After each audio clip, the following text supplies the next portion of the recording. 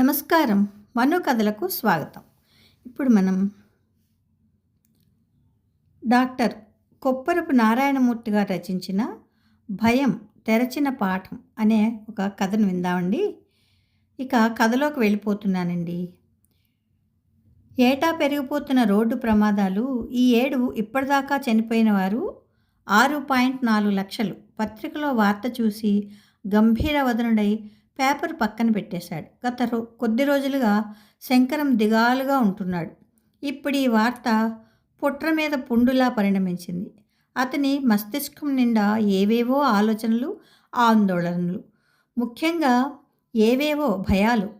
తేనెటీగలన్నీ కచ్చిగట్టి చుట్టుముట్టి ఆయన ముఖాన్ని కుడుతున్నట్టు ఈ వయసులో రకరకాల భయాలు ఆయన్ని కమ్ముకున్నాయి. ఇప్పుడు శంకరం వయస్సు 70కి చేరువలో ఉంది. ఇంతకీ శంకరానికి అంత అలజడి కలగడానికి కారణం నిన్న అతనికి తన కొడుకు సూర్యం రాసిన ఉత్తరం. ఆ ఉత్తరం చదివినప్పటి నుంచి అతని మనసు కకావికలకంగా ఉంది. పొరుగున ఉండే గణపతి శాస్త్రి శంకరం దగ్గర తరచూ వస్తుంటాడు. ఇద్దరు పిచ్చాపాటి మాట్లాడుకుంటూ ఉంటారు. ఈరోజు పొద్దున కూడా గణపతి శాస్త్రి వచ్చి కొద్దిసేపు మంతనాలు చేసి వెళ్ళాడు. కానీ అప్పుడు బాగానే గలగలా మాట్లాడాడే అని అనుకున్నాడు గణపతి శాస్త్రి. దూరం నుంచి శంకర స్థితి గమనించి తిన్నగా ఇంట్లోకి వచ్చి కుర్చీ దగ్గరకు లాక్కొని కూర్చున్నాడు. ఏమైంది శంకరం, అదోలా ఉన్నావు? పొద్దున్న బాగానే ఉన్నావు కదయ్యా అన్నాడు గణపతి శాస్త్రి ఆప్యాయంగా చేయి శంకరం భుజాన వేస్తూ. మాట్లాడకుండా ఓ ఇన్లాండ్ కవర్ చేతిలో పెట్టాడు శంకరం. దానిని తెరిచి చదవసాగాడు గణపతి శాస్త్రి.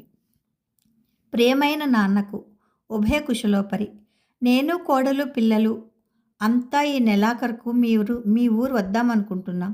ఒక 4 రోజులు ఉంటాం. నువ్వు మా దగ్గర ఉండమంటే ఉండవు. అమ్మ పోయినప్పటి నుంచి నువ్వు ఒంటరి జీవితం, గ్రామీణ జీవితం గడుపుతూ ఉంటున్నావు. మేము చెప్పినా వినవు. నాకు డిసెంబర్కు వార్షిక సెలవులు ఒక 10 వస్తాయి. నీ దగ్గర 4 రోజులు ఉండి అక్కడి నుంచి అటువైపు ఉండే 4 ఊళ్ళు తిరిగి పిల్లలకు అవి ఇవి చూపెట్టి మళ్ళీ నెలాఖరుకు హైదరాబాద్ చేరుతాం. ఇట్లు సూర్యం. దీనికా ఇంత దిగాలు పడిపోయావు అడిగాడు గణపతి శాస్త్రి. తలూపాడు.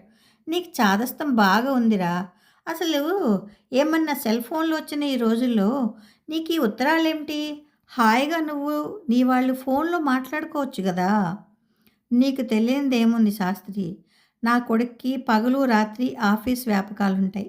నేను ఇప్పుడు బిజీగా ఉన్నాను, తర్వాత మాట్లాడదాం నాన్న అని టపీమని ఫోన్ పెట్టేస్తాడు. ఇక నా కోడలతో మాట్లాడడానికి నాకేమాత్రం సౌకర్యంగా ఉండదు. మనమలు మనమరాళ్ళు చిన్నవాళ్ళు. ఇక ఈ మెయిల్ మాటకొస్తే దానికి ఒకవైపే వైఫై ఉండాలి, ఒక లాస్ట్ ఆఫ్ ఉండాలి. దాని మీద కూర్చుని తెలుగులో టైప్ చేయాలి. కొడుకుతో ఇంగ్లీష్లో మెయిల్స్ పంపడం ఏదో ఆఫీస్ వ్యవహారంగా ఉంటుంది. అందుకని అవేమీ ఉంచలేదు, బదులిచ్చాడు శంకరం. ఓహో, అలా ఉత్తరాలు ఇంకా నీ జీవితానికి ప్రయోజనకరంగానే ఉన్నాయన్నమాట. మా మటుకు మేము ఉత్తరాలు రాయక, మాకు ఉత్తరం రాయక దశాబ్దాల పైనే గడిచిందనుకో అన్నాడు గణపతి శాస్త్రి. అయినా ఈ సెల్ ఫోన్లు, ఈమెయిల్స్, ఉత్తరం అంత దగ్గరగా ఎప్పటికీ కాలేవురా.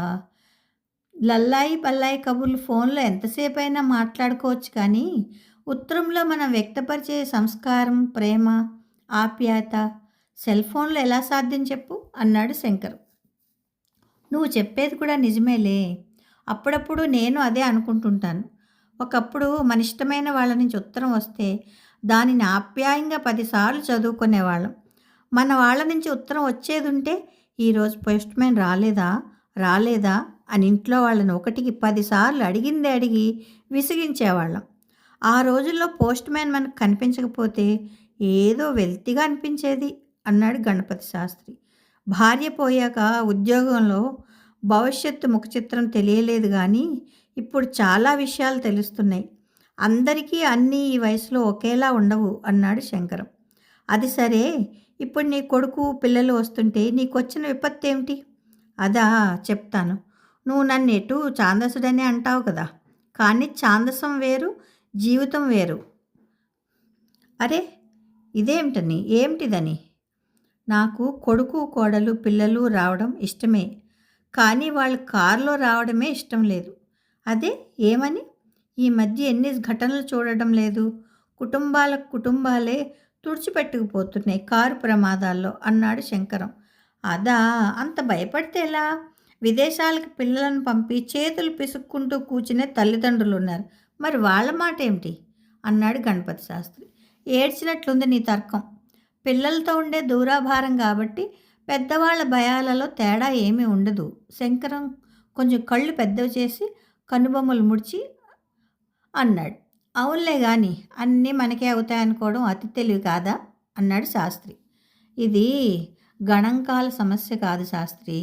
ఈ యాంత్రిక యుగంలో మనిషికి ఉండవలసిన జాగ్రత్త ఒకసారి ఏదన్నా కాకూడనిది అయితే తెలిసి వస్తుందనుకోవడానికి అవకాశం లేని విపత్తు. ఒక్కసారి జరగకూడని జరిగితే జీవితాలు శాశ్వతంగా అతలాకుతలం అవుతాయి. వాటిని సరిదిద్దడానికి మనిషి చేయగలిగింది ఏమీ ఉండదు. ఏడుస్తూ కూర్చోవడం తప్ప. అవునబ్బా! వాళ్ళకి మాత్రం తెలీదా?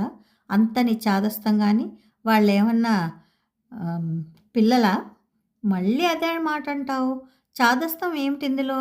మనుషుల ప్రాణాలను పణంగా పెట్టి ప్రతి దానికి కార్లలో తగుదనమ్మా అని ప్రయాణాలేమిటి? రోడ్లు ఎలా ఉన్నాయి? మనుషులు ఎలా ఉన్నారు? తాగి కార్లు నిర్లక్ష్యంగా నడిపే వాళ్ళ సంఖ్య ఎంత పెరిగింది?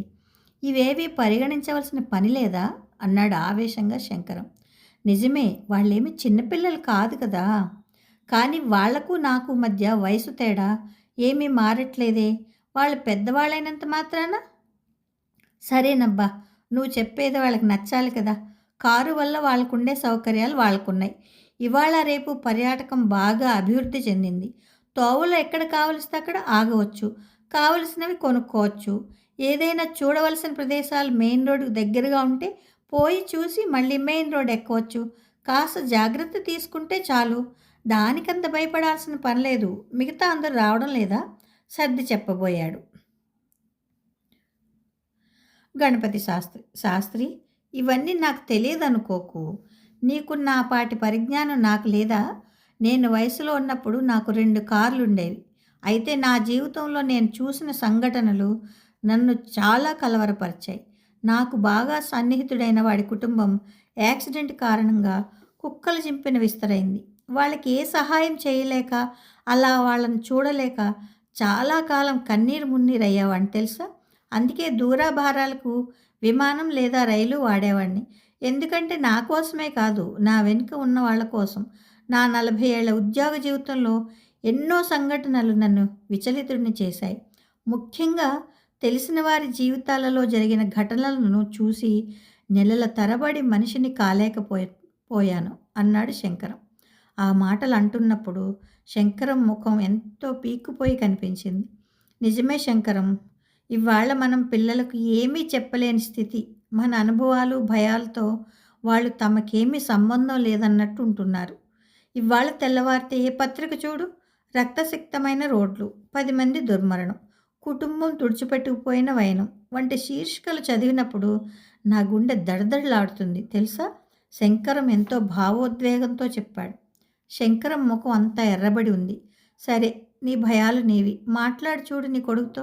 ఏమన్నా తగ్గుతాడేమో, రైల్లో వస్తాడేమో, ఈసారైనా నీ మాట వింటాడేమో. మరీ అలా నీరు కారిపోకు, సర్ది చెప్పాడు గణపతి శాస్త్రి. ఇవాళ 4 పైసలు సంపాదించడం ఆరంభం కాగానే ఎవ్వరి మాట వినే అవసరం లేదన్నట్లు పిల్లలు తయారవడం నాకు ఊపిరాడనీయడం లేదు. పోనీ నన్ను దేవుడు తీసుకెళ్తే ఇవన్నీ చూసే భయం, బాధ ఉండవు. ఏమీ చెప్పలేక, ఎవరికీ చెప్పలేక ఆర్భకపు బతుకుతున్నాననుకో శాస్త్రి అన్నాడు శంకరం. తలూపాడు శాస్త్రి. ఇదిగో శాంత, ఎప్పుడు కాఫీ తాగాడో ఏమో, శాస్త్రికి నాకు కాస్త వేడి కాఫీ పోయి అని గట్టిగా చెప్పాడు శంకరం. కాసేపు మౌనం రాజ్యమేలింది ఇద్దరి మధ్య. ఇంతలో శాంత తెచ్చిన కాఫీతో ఇద్దరూ ఈ లోకంలోకి వచ్చారు. కాఫీ తాగి నే వెళ్తారా, మీ వాడికి ఉత్తరం రాసి చూడు, బెంగపడకు, ఆపై దేవుడిపై భారం వేయి అంటూ గణపతి శాస్త్రి లేచి తన ఇంటి వైపు నడిచాడు. శంకరం కాసేపు అలా నడుము వాల్చాడు. ఏదో మగత నిద్ర. ఆ నిద్రలో తలూపుతున్నాడు. అసలు పెద్దయిన తర్వాత పిల్లలు మాట వినకపోతే ఏం చేయాలి, ఎలా చేయాలి? ఉక్కిరిబిక్కిరవుతున్నాడు నిద్రలోనే. ఊపిరందక శ్వాస కోసం కష్టపడుతున్నాడు. పిల్లలు తన మాట విన్నంత వరకు తనకిలాంటి రోజు ఒకటి వస్తుందని ఏనాడూ అనుకోలేదు. ఊహించలేదంటే సరిగ్గా ఉంటుందేమో. ఏది ఏమైనా వాడిని కారులో రావద్దని గట్టిగా రాద్దాం. ఏదైనా బెదిరింపుకు దిగితే అప్పుడు గాని తన మనస్సు కొడుక్కి అర్థమయ్యేట్టు కనిపించడం లేదు.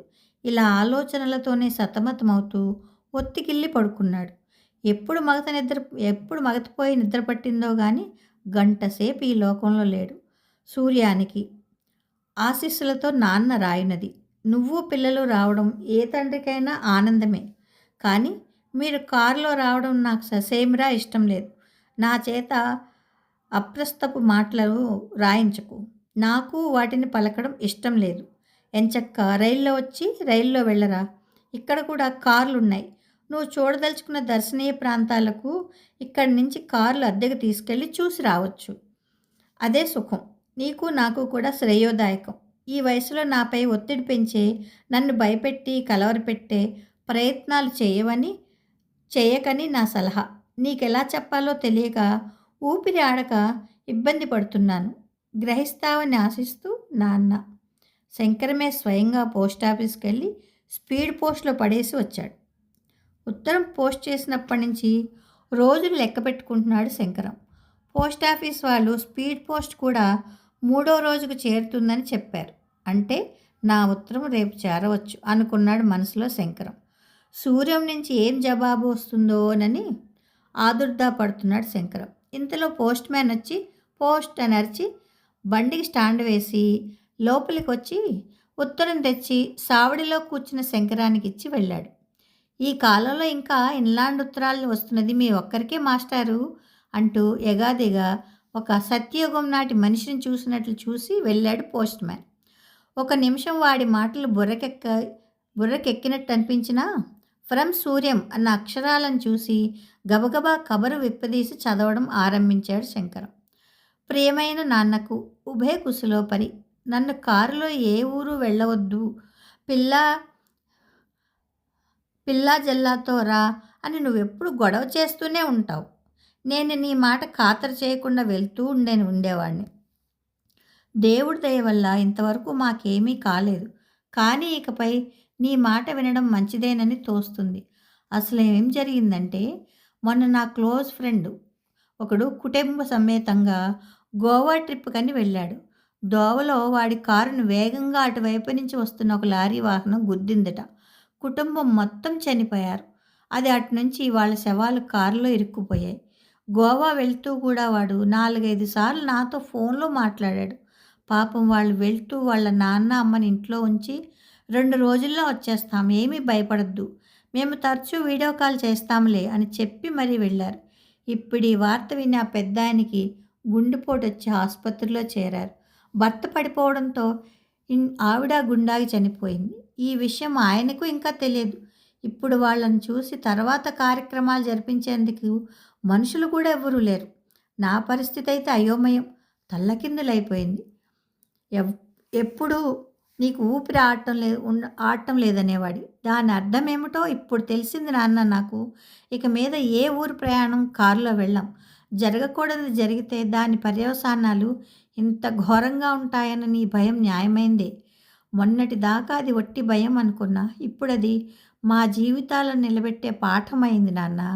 భయాలు మనిషిని పిరికివాడిని చేస్తాయనుకునేవాడిని కాదు, జ్ఞానం కూడా కలిగిస్తాయన్నది ఈ పాఠం నేర్పిన సత్యం నాన్న. ధైర్యంగా ఉండు. నేను పిల్లలు రైల్లోనే వస్తాం. సూర్యం. ఇలా శంకరం రాసిన ఉత్తరం సూర్యం రాసిన ఉత్తరం ఇటు క్రాస్ అయ్యి గమ్యస్థానాలకు చేరేప్పటికీ పరిస్థితుల్లో మార్పు రావడం శంకరానికి ఎంతో ఊరటనిచ్చింది. ఒక్కసారి భార్య పద్మ ఫోటో వైపు చూసి చెమర్చిన కళ్ళు తుడుచుకుని, శాంత భోజనం వడ్డించు, ఆకలిగా ఉంది అని పని మనిషి శాంతని కేకేశాడు శంకరం. కథ సమాప్తం. కథ బాగుందండి. కొన్ని ప్రయాణాలు మన చేతుల్లో ఏమీ ఉండవు, కానీ కొన్ని ప్రయాణాలని వాయిదా వేసుకుంటూ ఉంటేనే మంచిదేమో అనిపిస్తుంది నాకు కూడా. కథ నచ్చితే మీకు లైక్ చేయండి, షేర్ చేయండి, కామెంట్ చేయండి, సబ్స్క్రైబ్ చేసుకొని నన్ను ఎంకరేజ్ చేయండి. సబ్స్క్రైబ్ చేయండి ప్లీజ్. నాకు కూడా కాస్త ఊరటగా ఉంటుంది. ఉంటానండి ప్రేమతో మీ మను.